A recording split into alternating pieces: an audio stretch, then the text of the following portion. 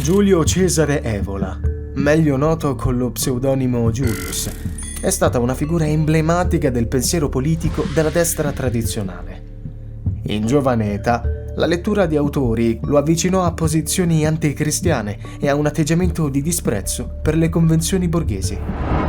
Disdegnando i titoli accademici, non discusse la tesi alla facoltà di ingegneria e si dedicò a tempo pieno all'arte e alla letteratura. Conobbe intellettuali e artisti, da Giovanni Papini a Giacomo Balla e a Filippo Tommaso Marinetti. Nel 1919 partecipò a un'esposizione futurista a Milano, ma presto prese le distanze dal movimento, rifiutandone il sensualismo, l'esaltazione del macchinismo e l'adesione alla propaganda antigermanica. Proprio durante la Prima Guerra Mondiale sostenne l'esigenza di schierarsi al fianco degli imperi centrali. Combatté come ufficiale d'artiglieria e, tornato a Roma dopo il conflitto, attraversò una crisi esistenziale, dalla quale uscì leggendo un brano buddista sulla vera natura dell'estinzione. Nel 1920 aderì al dadaismo e iniziò una corrispondenza epistolare con Tristan Tzara. Definì questa fase astrattismo mistico. Organizzò 2 mostre personali nelle quali declinò il dadaismo in chiave spirituale e idealista. Divenne uno dei principali esponenti italiani del movimento e pubblicò saggi e articoli per diffonderne le idee.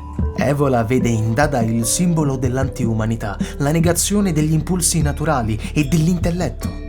Il termine non significa nulla e rappresenta l'orientamento di uno stato vitale incomunicabile. Nel manifesto Saccaro Miceto scrive: Dada, spingere tutto al buio, mostrare l'oscurità, il moto sordo della tenebra dietro a ogni cosa. Scarnire se stesso dalle fidi e dalle illusioni della passione, fino a mostrare uno scheletro disarticolato, inesplicabile, senza nome né ragione.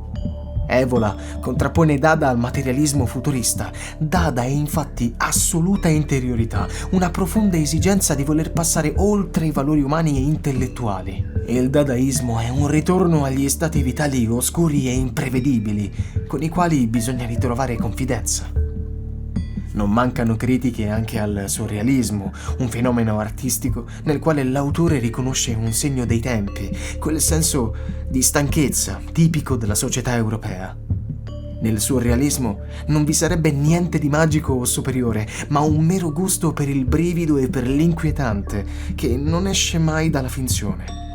Accosta poi il movimento allo spiritismo, alla psicoanalisi e al teosofismo. Tutti sintomi della debolezza della nostra società, che cerca rifugio in qualcosa che starebbe al di là del reale, peraltro fallendo.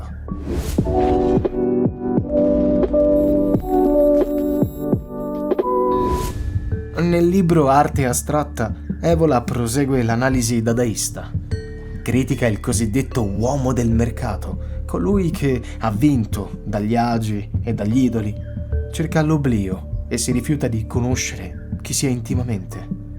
Dichiara che l'arte sia tutta da rifare, in quanto in essa hanno prevalso il commercio e il sentimento, anziché la metafisica. A suo dire, l'arte dovrebbe essere una pratica disinteressata, trascendente e libera dalle passioni volgari. Per creare un'arte autentica, l'individuo deve imporre la volontà sul sentimento estetico, trascendersi senza cedere all'ispirazione passionale. L'arte non deve significare nulla e non deve essere interpretata, perché ogni interpretazione la trasforma in uno strumento di potere o di propaganda. Nel dadaismo, Evola trova una soluzione metafisica con i suoi segni liberi, l'egoismo illogico e l'assenza di espressione. Eppure, il movimento è destinato a vita breve, perché rappresenta un compimento spirituale, oltre cui l'arte stessa scompare o è costretta a regredire alle sue fasi precedenti. In un'altra opera, Evola approfondisce tale metafisica. La parola oscura del paesaggio interiore è un poema scritto in francese e uscito nel 1921. Nel testo si trovano 4 voci, le quali rappresentano le tendenze dello spirito. Come scrive Evola ne Il cammino del cinabro, Ngara è la volontà di un superamento distruttivo. Lilan è l'elemento umano sentimentale. Ha è l'astrazione disinteressata che si anima per effetto di Ngara. Rahaga è la contemplazione descrittiva che funge da coro e registra il mutare del paesaggio interiore. Le voci rappresentano il quaternario inferiore delle dottrine orientali e i 4 enti dell'uomo trattati dall'alchimia. Secondo Elisabetta Valento, l'Ilan è il femminismo, sovrano del mondo del divenire, unica voce sofferente e inquieta nella propria solitudine di quel paesaggio interiore in cui sono sprangate le porte che conducono all'esterno. Essa, incalzata ad Angara, la volontà che determina l'astrazione, comincia a vacillare, a perdersi, avvertendo la propria rarefazione e la propria nullità. Rahaga, sorta di voce narrante, descrive il mutamento sopraggiunto nel paesaggio interiore ed è a questo punto che Ha realizza la sua personalità astratta, ossia la sua mancanza di personalità. Con questa opera Evola matura alla fine dell'uomo, quella fase in cui si smette di intellettualizzare e si ipotizza il suicidio, peraltro annunciato dall'autore in pubblico e in alcune lettere. Evola raggiunse così il personale limite del dadaismo e interruppe l'attività artistica, ripresa in altri momenti della sua vita. Maturò una concezione del suicidio in chiave metafisica, ovvero non un'uccisione esteriore, ma un atto di volontà, preludio all'apertura verso tematiche tradizionali. A metà degli anni '20, Evola frequentò i circoli esoterici romani. Scrisse per riviste quali Ignis e Athanor e intrattenne una relazione con Sibilla Aleramo. Conobbe l'esoterista Arturo Reghini e nel 1927 iniziò a coordinare il gruppo di Hur, che si occupava di magia, alchimia e ricerche sulle tradizioni extraeuropee. Nel frattempo andava definendo le sue concezioni metafisiche in chiave filosofica.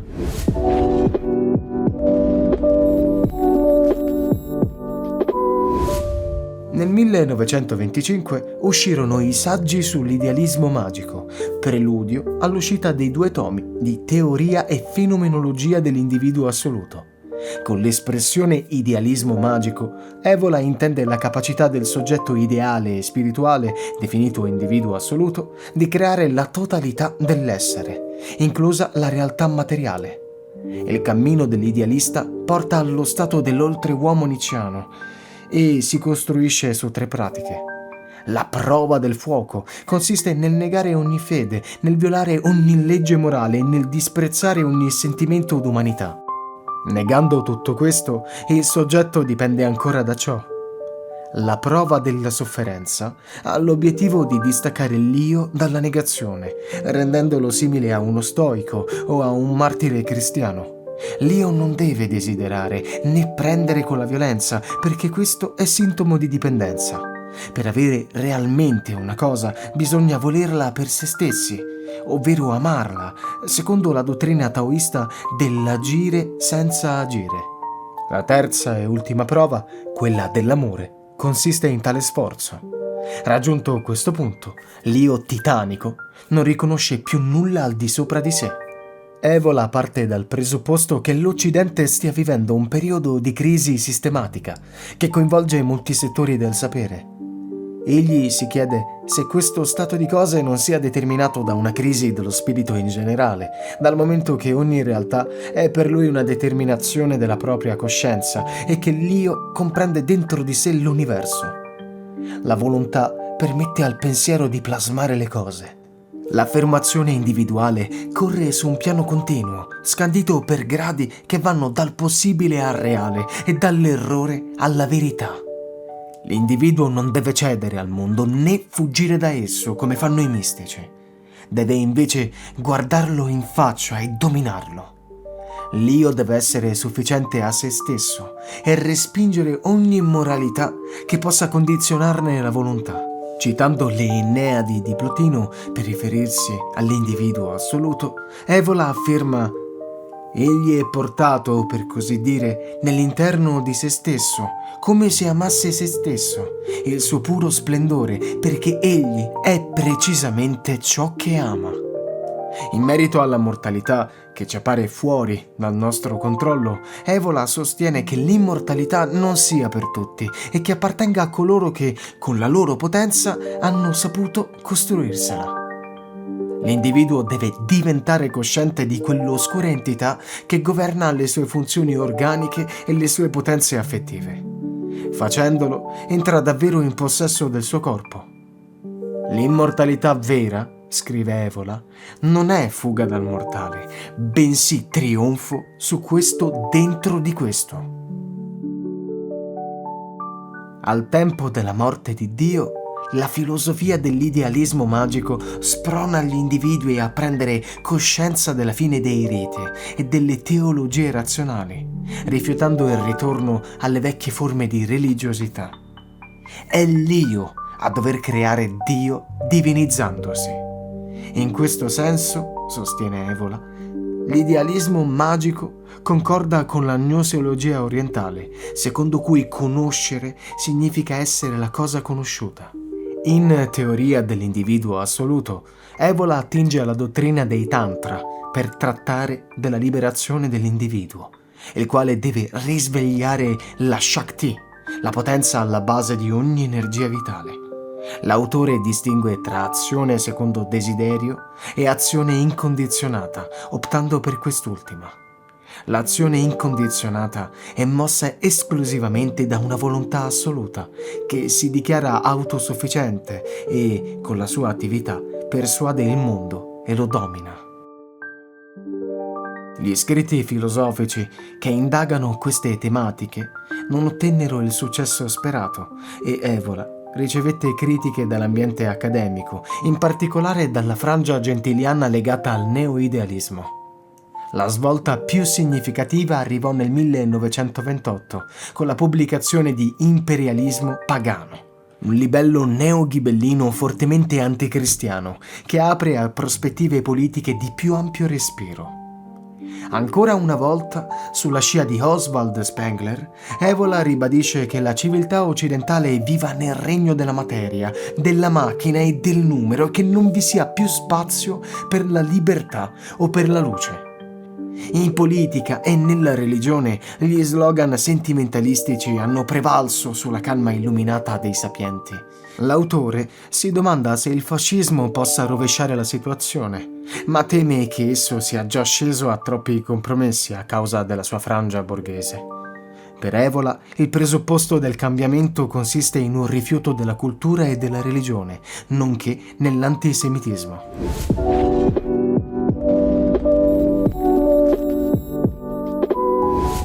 L'anti-Europa è anticristiana, poiché vi è bisogno di costruire una gerarchia intorno a un capo, mentre il cristianesimo è fondato sull'odio per la gerarchia e sul livellamento egualitario. È necessario ripristinare la tradizione mediterranea, epica e magica, partendo dal binomio romanità e paganità. Per prima cosa, Evola propone di abolire il sistema elettorale e rappresentativo.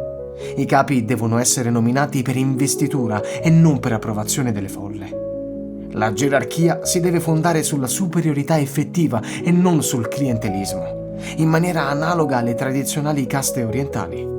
Il capo del governo deve essere il re, ovvero un monarca o un dittatore che si imponga con la forza.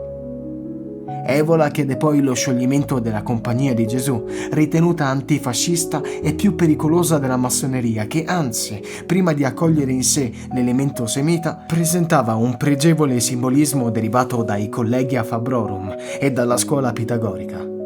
L'autore accetta l'uso della violenza solo in una fase preliminare di questa trasformazione, dopodiché l'impero dovrebbe agire tramite idee forza, ovvero i miti. Nella gerarchia pagana proposta da Evola, infatti, i superiori non sfruttano gli inferiori perché colui che opprime è in realtà inferiore e non può rappresentare un modello. L'autore prosegue con una critica della società moderna. L'aristocratico di oggi non è tale per affermazione, ma in quanto possessore di più denaro. La schiavitù non è mascherata e deriva dal controllo economico e dall'imposizione del lavoro come fine a se stesso o come merce di scambio per ottenere un guadagno ulteriore. Si rende quindi necessaria una rivolta contro il giogo economico capitalistico in nome di un ritorno all'ordine delle caste. Evola lamenta la decadenza del valore dell'individualità. Può sembrare un paradosso, ma egli sottolinea che gli individui di oggi non bastino a loro stessi e che dipendano dalla società, dalle leggi collettive e dal bisogno di dimostrare la propria esistenza attraverso l'ossessione per record, primati e visibilità. L'autore sintetizza così la svolta pagana: realismo, scienza, assoluta concretezza, cruda luce in alto come in basso. Parole, sentimenti, letteratura, psicologia, via! Un nuovo classicismo, epoca solare di un realismo attivo, di un realismo magico, di un'assoluta compenetrazione di fisico e metafisico, di umano e non umano. La pubblicazione di Imperialismo pagano gli procurò fama, ma anche le critiche di chi riteneva l'opera un plagio dell'omonimo libro di Reghini, uscito nel 1914. Proprio su suggerimento di quest'ultimo, Evola rivide in seguito alcune tesi del libro e elaborò una sua idea di tradizione sulla scorta di René Guénon, di cui parlerò nel dettaglio in un altro video. Nel frattempo Evola si batté per un fascismo più radicale, ma le sue critiche non vennero accolte con favore. Il regime lo sorvegliava da anni per la presunta affiliazione all'Ordo Templi Orientis, riformato da Aleister Crowley a inizio secolo. Inoltre circolavano voci sulla sua pederastia e sulla dipendenza dalla cocaina. Le pubblicazioni della rivista La Torre, sulla quale esprimeva le critiche più esplicite, vennero sospese e, per un periodo, Evola si dedicò all'alpinismo, considerato come pratica ascetica. Negli anni 30 iniziò una collaborazione più stretta con il regime, occupandosi di tematiche razziali, al punto da ricevere uno stipendio mensile per la stesura degli articoli. Nel 1936 uscì Tre aspetti del problema ebraico, ovvero un'analisi nel mondo spirituale, culturale e economico-sociale. Evola contrappone la spiritualità ebraica a quella ariana. Gli ariani esprimono l'ideale del regnante sacerdote in una simbologia solare e virile. L'idealismo semitico, invece, è lunare, sentimentale e appartiene anche a popoli non immediatamente collegati al ceppo semitico. Nel mondo moderno, l'atteggiamento servile semita si troverebbe nell'evasione pseudo-spiritualistica, nel romanticismo sensualistico e in tutte le forme di internazionalismo cristiano o bolscevico. Evola sostiene che fin dall'antichità il nomadismo ebraico fu alla base della disgregazione nazionale. Egli individua nell'ebraismo una divinizzazione della ricchezza, trasmessa anche nel protestantesimo puritano, nel capitalismo massonico e nell'ideologia umanitaria e pacifista. Nel mondo moderno ritiene che la degenerazione sia alimentata da intellettuali di origine ebraica, da Marx a Freud, da Bergson a Einstein. Citando i protocolli dei savi anziani di Sion, ne riconosce la probabile falsità documentale, ma ritiene che il testo esprima comunque la reale volontà di potenza del popolo ebraico. A conclusione, afferma che quello della razza sia essenzialmente un mito, poiché ormai la mescolanza razziale è tale da rendere vana una distinzione di tipo genetico.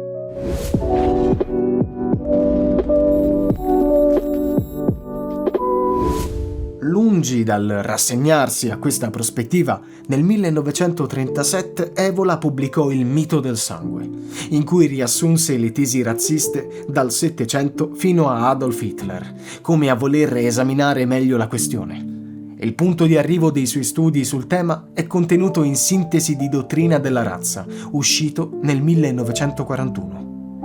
Evola cerca di andare oltre il predominio del nazismo scientifico e positivista per adombrare l'esistenza di un razzismo di ordine spirituale. Secondo la dottrina proposta, il genere umano è differenziato nel sangue e occorre proteggere questa differenza. Il razzismo viene visto come un antidoto al mito democratico e a quello collettivistico, un'affermazione del primato della qualità sulla quantità. L'autore respinge anche l'evoluzionismo, un mito che svalorizza le civiltà tradizionali in nome delle moderne civiltà sociali. Al limite accetta l'idea di un'involuzione generata dalle ibridazioni. Egli ritiene che sia necessario individuare gli elementi razziali superiori e isolarli per selezione, purificando le razze. Evola riprende la distinzione tradizionale dell'essere umano in corpo, anima e spirito e la applica al razzismo. La razza intesa sul piano corporeo viene analizzata in termini naturali e biologici. La razza dell'anima considera invece le differenze corporee per svelarne il segreto, ovvero ciò che esse esprimono. Assumono quindi importanza la fisionomica e il comportamento sociale. Su un grado spirituale, infine, Evola riprende gli scritti dell'antropologo Bachofen e afferma che la razza solare o olimpico-solare sia superiore e anteriore a tutte le altre e che corrisponda alla tradizione iperborea. La seconda razza dello spirito è quella lunare o demetrica. Qui il senso della centralità spirituale è andato perduto ed è l'elemento sacerdotale e remissivo a prevalere su quello regale e volitivo. La terza razza è quella tellurica o titanica, caratterizzata dall'aderenza alla vita nella sua istintività e irrazionalità. Vi prevale l'elemento collettivo e la violenza selvaggia e incontrollata. La razza afroditica è caratterizzata invece dallo sfarzo e dal lusso, da una forte componente tellurica e dalla passività lunare. La razza degli eroi, infine, non possiede la qualità solare per natura, ma la interpreta come un compito da realizzare su base ereditaria. Il rapporto tra queste razze porta a esiti differenti, ma al di sotto di esse si producono per involuzione le razze di natura. Evola considera gli ebrei come l'antirazza per eccellenza, un popolo talmente ibridato da aver perso ogni caratterizzazione. L'autore definisce poi il concetto di ario, che al suo tempo veniva attribuito a chiunque non fosse ebreo o di colore. Con rigore, il termine deriva da aria e si riferisce alla civiltà dei conquistatori preistorici dell'India e dell'Iran. Ar significherebbe superiore e da questa radice il sostantivo aria indicherebbe una nobile stirpe degna di onore. Non basta tuttavia nascere ari, in quanto bisogna confermare tale qualità per mezzo dell'iniziazione, detta Upanayana o seconda nascita. L'antico ario perseguiva il Devayana, la via degli dei, che conduce all'ascensione. Secondo Evola, in origine esisteva un'unica casta guerriera e sacerdotale, poiché si ignorava la distanza tra creatore e creatura e dunque i sacerdoti non erano mediatori del divino, ma essi stessi divini. Venendo al popolo italiano, egli sostiene che sia maggioranza di origine nordico-aria, o meglio ario-romana. Vi sarebbero poi elementi della razza africo-mediterranea, che minò l'impero romano, e della razza pelasgica, un'involuzione etnica di antichi ceppi ario-occidentali. A questo punto, Evola propone alcune linee guida per una rettificazione della donna e dell'uomo mediterranei, per un ritorno al puro italiano nordico-ario. Per l'uomo vede un modello nell'antica razza di Roma, con uno stile severo, sobrio e consapevole della propria dignità.